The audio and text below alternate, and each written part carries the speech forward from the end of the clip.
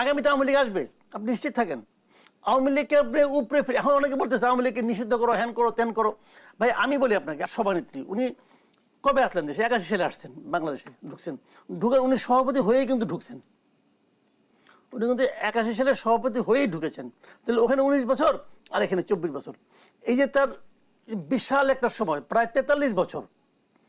এই 43 বছর উনি সভাপতি হয়ে আকাশ দিয়ে উড়ে এসে নেমেছেন, আবার সভাপতি হিসেবে আকাশ দিয়ে উড়ে চলে গেছেন, তাই না? চেঞ্জ কিন্তু নাই। তারও আগে থেকে, তারও 2 বছর আগে থেকে কিন্তু বিএনপির সব চেয়ারপারসন হলো খালেদা জিয়া, এখনো আছেন, আমৃত্যু তাই থাকবেন। তো এবং ওনারা মারা গেলে কি হবে? ওনাদের সন্তানরা হবে, খালেদা জিয়ার পরে হবেন ওনার সন্তান, আবার শেখ হাসিনার পরে হবেন ওনার সন্তান যদি থাকে, যদি উনি ততদিনে থাকেন, আবার উনি যদি আসতে পারেন দেশে, কি হবে জানি না। কিন্তু কোশ্চেনটা হলো কি, এই যে পরিবারতান্ত্রিক রাজনীতিটা, এখন অমুকের সন্তান হলে সে খারাপ হবে এই থিওরি আমি দিচ্ছি না, কিন্তু উনিও হয়তো নিজেকে অদিনে পরিণত করে নিতে পারেন, কিন্তু ওই পরিণত করে নেওয়াটাই এটা কিন্তু প্রতিযোগিতাবিহীন। মেবি ওনারা ফিট, আমি অস্বীকার করছি না, মেবি ওনারা ফিট, কিন্তু উনি যে ফিটেস্ট, উনি কি কোনো কম্পিটিশনের মাধ্যমে আসছেন? তা তো আসেন নাই। বাকি সবাইকে ওনার বিপরীতে কোনো কাউন্সিলে প্রতিদ্বন্দ্বিতা করেছেন? কেউ তো করেন নাই। আমাদের এখানে কোনো সিস্টেমই নেই। এখন যদি এরকম ভাবে একটা নতুন দল আসে ইয়াংদের মাঝখান থেকে, এই দুটো দলই কিন্তু পুরনো, অনেক পুরনো, যদি এখন ইয়াংদের মাঝখান থেকে নতুন একটা দল আসে, তাহলে তারা তো নতুন চিন্তা ভাবনা দিয়ে কিন্তু দলটাকে গড়ে তুলবেন। দেখেন, দল কখনো অক্ষয় না। একসময় তো মুসলিম লীগ ছিল, মুসলিম লীগ তো পাকিস্তানটাকে স্বাধীন করছিল, সেই দল কোথায় এখন? হারিয়ে গেছে। কাজে দলের মৃত্যু ঘটে আস্তে আস্তে, এরকম ভাবে ধীরে ধীরে, একদিনে হয় না, বাট আস্তে আস্তে আস্তে কিন্তু তাদের কর্মসূচি, তাদের রাজনীতির কারণে তারা ধীরে ধীরে হারিয়ে যায়। আমরা তো সাধারণত আসলে স্বাধীনতার পর থেকে বাংলাদেশের দুটো বড় রাজনৈতিক দল ভেবে আসছি। সেখানে যদি আমি একটু বলি, একটি বড় রাজনীতি তারা একেবারেই মাঠে নেই, কিন্তু অপর যে বড় রাজনৈতিক দল মাঠে আছে তারা ইতিমধ্যে ভাবা শুরু করেছে, তাদের অনেক নেতা কর্মীদের আচার আচরণে সেটাই প্রকাশ পাচ্ছে, তারা জয়ী হয়ে গিয়েছে। যদিও নির্বাচন ঠিক কবে সেটিও এখন আমরা নিশ্চিত নই। সেটি নিয়ে একটু জানতে চাই, এই জায়গাগুলো থেকে কি আবারও তারা জনসম্পৃক্ততা থেকে দূরে সরে যেতে পারে? কারা? বিএনপি? জি না, দূরে সরে যেতে পারে কি না পারে সেটা এখন আপনি কি করে বলবেন? কারণ আমি তো বিএনপির রাজনীতিতে অনেক পরিবর্তন দেখতেছি। আমি 2006 সালে যখন বিএনপি চলে গেল, তখন যে বিএনপি রাজনীতি ছিল, আর 18 বছর পরে আজকাল যে বিএনপি রাজনীতি আমি দেখতেছি, এটা একরকম না। বিএনপি রাজনীতিতে গত কয়েকদিনে আমি যে দেখছি, বিশেষ করে তারেক রহমানের কিছু কিছু ঘটনা, কিছু কিছু কর্মকাণ্ড, কিছু কিছু বক্তব্য, আমার কাছে তো খুবই পজিটিভ পলিটিক্সের ইঙ্গিত আমি পাচ্ছি। অন্তর্বর্তীকালীন সরকারকে যৌক্তিক সময় দেবার কথাও বলেছেন। হ্যাঁ বলেছেন, এই সরকারকে আমাদের টিকিয়ে রাখতে হবে। উনি তো অধৈর্য হয়ে যাননি। কাজে পরিবর্তন কিন্তু বিএনপিতে আসতেছে কিছু কিছু। একটা কথা মাথায় রাখবেন, যদি কোনো দল কি মানুষ, যে কোনো কিছুই যদি পরিবর্তনের সঙ্গে, সময়ের সঙ্গে নিজেকে পরিবর্তন করতে না পারেন, তাহলে সে কিন্তু থাকবে না। তো বিএনপির মধ্যে আমি সে পরিবর্তন লক্ষ্য করছি, এবং আমি এটাও মনে করি, আমি কোনো দলকে নিষিদ্ধ করার পক্ষে না, কোনো দলকে না। এই জামাতকে নিষিদ্ধ করছে, আমি এটার পক্ষে না। আওয়ামী লীগ যে হিজবুত তাহরিরকে নিষিদ্ধ করছিল, আমি ওটারও পক্ষে না। আপনি কেন নিষিদ্ধ করবেন? একটা দল তাদের আদর্শ নিয়ে আসছে, তাদের আদর্শ যদি ভালো না হয়, যদি জনগণ পছন্দ না করে, জনগণ ওই দলকে গ্রহণ করবে না। ওইটাই তো ওই দলের সবচেয়ে বড় নিষিদ্ধের মতো আচরণটা হলো। তো আপনি দেখেন, আপনি জোর করে কেন আপনি করবেন নিষিদ্ধ? এটা করতে পারেন না, করা উচিত না। তো ওরকম ভাবে অনেকে আওয়ামী লীগকে নিষিদ্ধ করে চাচ্ছে। জামাতকে নিষিদ্ধ করে কি জামাতকে আপনি নিঃশেষ করতে পারছেন? বরং জামাত আরো পাওয়ারফুল হয়েছে, ঠিক না? তো এখন আওয়ামী লীগকে তারা নিষিদ্ধ করতে চায়, আমি তাদেরকে খালি একটা কথা বলি, এটা করতে যে আপনারা ধরা খাবেন। আওয়ামী লীগ, আমি একটা উদাহরণ মাঝে মাঝে বলি, দেখেন আওয়ামী লীগ কিন্তু পাট গাছ না, পাট গাছ আপনি টান দিয়ে উঠে ফেলতে পারেন। আওয়ামী লীগ বট গাছ, এটা তুলতে হলে অনেক সময় লাগবে। আওয়ামী লীগ 3 পুরুষের রাজনৈতিক দল রে ভাই। দাদা রাজনীতি, দাদা আওয়ামী লীগ করতো, বাবা আওয়ামী লীগ করে, ছেলে আওয়ামী লীগ করে, ছেলের বাচ্চা হবে, এখনো হয় নাই, সেও ছাত্রলীগের নাম লেখা রাখছে। এটা হলো আওয়ামী লীগ। কাজে এই দলকে আপনি টান দিয়ে উপরে ফেলাই দিবেন, এটা হয় না। আপনি জামাতকে তো ফেলাইতে পারেন নাই, জামাত একটা ছোট দল। গণতান্ত্রিক ধারায় ফিরে যেতে হলে রাজনৈতিক দলগুলোর হাতেই আসলে এখন আগামীতে এরা এদের রাজনীতিকে কিভাবে সাজাবে, সেই সংস্কার আসলে আমাদের জন্য খুবই গুরুত্বপূর্ণ। রাজনৈতিক দলগুলো সেটা বুঝতে পারছে কিনা, কিংবা আসলে নির্বাচনের পথে যে আমাদের হাঁটতে হবে, সেই যৌক্তিক সময় বলতে আসলে আমরা কি বুঝতে পারছি, কিংবা এই অন্তর্বর্তীকালীন সরকার এখন আমাদেরকে একটি সঠিক রূপরেখা দিতে পেরেছে কিনা, এই প্রশ্নের উত্তর নিব। তবে আরো একটি বিরতি সময় হয়েছে, সাম্প্রতিক বিরতি নিয়ে ফিরছি, সাথেই থাকুন।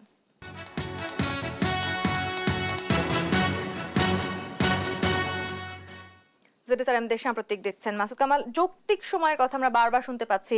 অন্তর্বর্তীকালীন সরকারকে যদি যৌক্তিক সময় দেওয়া হয়, সেই যৌক্তিক সময় আসলে কতখানি সময় বলে আপনি মনে করেন, কিংবা এই সময়ের মধ্যে এখনো পর্যন্ত আমরা কোনো সঠিক রূপরেখা পেয়েছি কি সামনে নির্বাচন ঘিরে? না, এখনো কোনো রূপরেখা পাইনি। আপনি এটা খুব ইন্টারেস্টিং একটা পয়েন্ট তুলেছেন যে যৌক্তিক সময়। দেখেন, যৌক্তিক সময়টা তো ডিপেন্ড করবে কার উপর। আপনাকে যদি আমি বলি, আপনি বলেন তো যৌক্তিক সময় কতদিন অথবা কত বছর, আপনি যে ফিগারটা বলবেন ওটা আমার সঙ্গে নাও মিলতে পারে। কারণ আমার এক ধরনের ফিগার, আপনার এক ধরনের বক্তব্য, আরেকজনের আরেক ধরনের চাহিদা। পলিটিক্যাল পার্টিগুলিকে জিজ্ঞাসা করেন, তারা এক ধরনের যৌক্তিক সময় বলবে। আবার আপনি ছাত্রদের জিজ্ঞেস করেন, তারা অনেক দিন লম্বা একটা সময় বলবে, কারণ তারা চাচ্ছে যে এর মধ্যে দলটাকে গুছিয়ে নিতে পারে কিনা, দল গঠন করতে পারে কিনা, নানা রকম প্ল্যান প্রোগ্রাম আছে। কিন্তু আমার কাছে যেটা খুব বিস্ময়কর লাগছে, কেউই বলে না যে যৌক্তিক সময়টা কতদিন হবে। কেউ বলে না। কেন বলে না?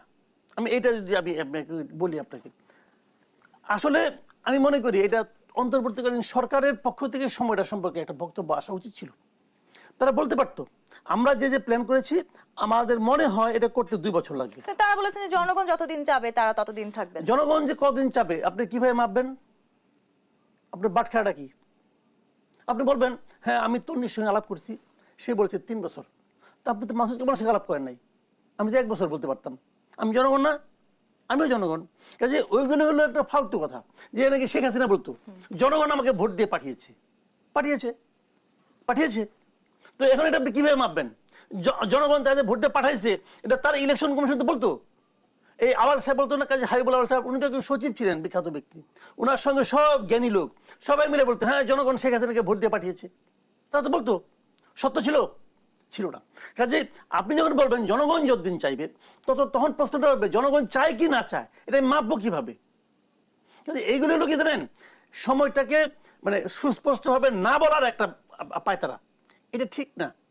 ওনাদের যেটা বলা উচিত, ওনারা হিসাব করবেন ওনারা কি কি সংস্কার করতে চান। যেমন সংস্কার জন্য ওনারা ডিসেম্বর পর্যন্ত সময় বেঁধে দিয়েছেন, ডিসেম্বরের মধ্যে তাদের রিপোর্ট দিতে হবে, বুঝলেন? ডিসেম্বরের মধ্যে সংস্কার একটা রিপোর্ট দিল, তারপর তারা কতদিন লাগবে এটা হিসাব করলেন। মনে করেন হিসাব করে দেখান 2 বছর লাগবে। ওনারা বললেন যে আমরা প্রাথমিকভাবে 2 বছরের কথা চিন্তা করছি, এটা বাড়তেও পারে কমতেও পারে। আমি বলছি না 2 বছর যেদিন শেষ হবে ওই দিন আপনি যান, তা বলবো না। কিন্তু উনিদেরকে টাইম লিমিট দিবেন তো। আমি এতদিনে এই কাজটা করতে চাই, আপনি করবেন না। ধরেন আপনার বাসায় যে কোনো একটা সংস্কার করবেন, আপনি আপনার রুমের একটু রিঅর্গানাইজ করবেন। আপনি একজন আর্কিটেক্টকে নিয়ে আসলেন, একজন রাজমিস্ত্রিকে নিয়ে আসলেন। তারা যখন দেখবে, প্রথম আপনার প্রশ্নটা কি হবে, ভাই কতদিন লাগতে পারে, তোমার কত টাকা নিবা, টাকাটা জিজ্ঞেস করবেন, কত টাকা নিবা আর কতদিন লাগবে। আপনি জিজ্ঞেস করবেন না? করবেন তো। এখন উনি যদি বলে আমাকে টাকা দেন, আমি এটা আপনাকে যৌক্তিক সময়ের মধ্যে করে দেবো, তাহলে আপনি কাজ করাবেন না। কারণ ওটা যদি একটা এক্সপার্ট লোকের হাতে পড়ে, সে তো 2 দিনে করে দিবে।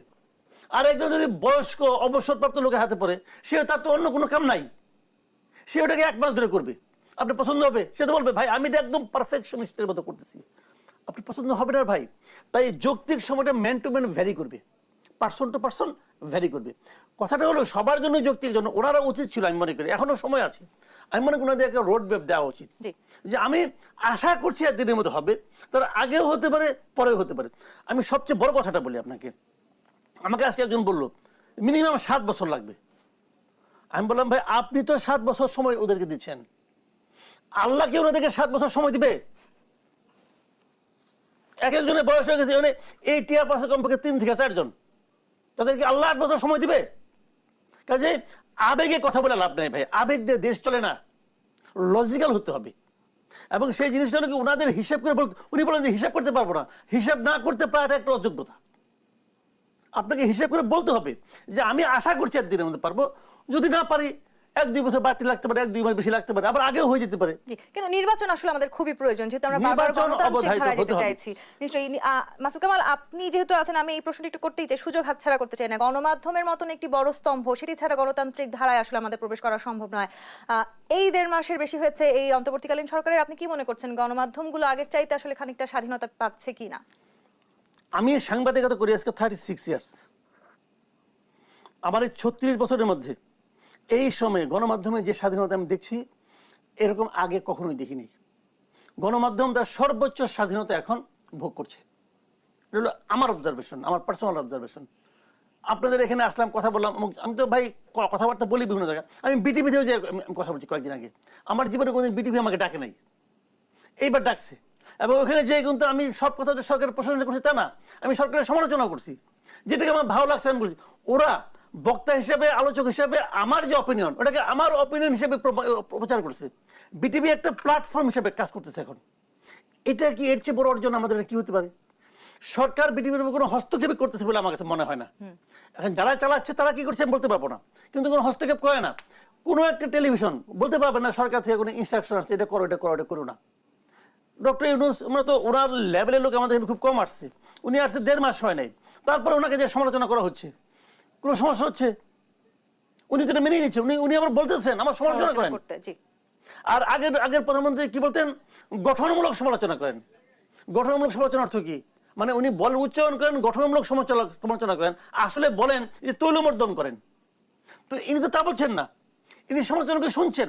হ্যাঁ, আমি যেটা বলছি, আমি ওনার যে সমালোচনা করছি, আমার সমালোচনা কিন্তু ভুল থাকতে পারে, সবাই তো শুদ্ধ হবে না। আমি তো আমার জ্ঞান দিয়ে সমালোচনা করছি, আমার জ্ঞান তো সীমাবদ্ধ হতেও পারে, ভুল হতে পারে। উনি কিন্তু ভুলটা শুনছেন, তবু এটা দিয়ে হয়তো ওনার মধ্যে একটা সেকেন্ড থট আসবে, আরেকটা চিন্তা আসবে। আসুক।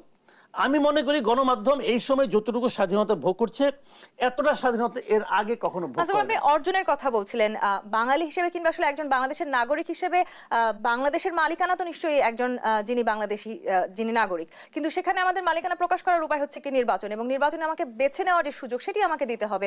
সেই সুযোগ আসলে অন্তর্বর্তীকালীন সরকার আমাদের দিতে পারবে কি না, সেই বাংলাদেশের সেই রাজনৈতিক বাস্তবতা, এখনকার বাস্তবতা, সেই প্রেক্ষাপট কি তৈরি হয়েছে? সেটা সম্ভব না, সেটা সম্ভব। এখন ওনারা চাইলে কালকে দিতে পারে, বলতে পারে যে আগামী সপ্তাহে নির্বাচনের ঘোষণা দিলাম, এর মধ্যে নির্বাচন হয়ে যাবে। কিন্তু সেই নির্বাচন কিন্তু আমরা আবার চাই না।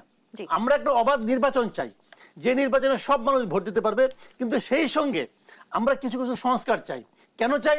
আমরা মনে করি কোনো পলিটিক্যাল গভর্নমেন্ট এই সংস্কারগুলো কখনো করবে না, আগে করে নাই। এই জন্য যেহেতু ওনারা করবে না বলে আমরা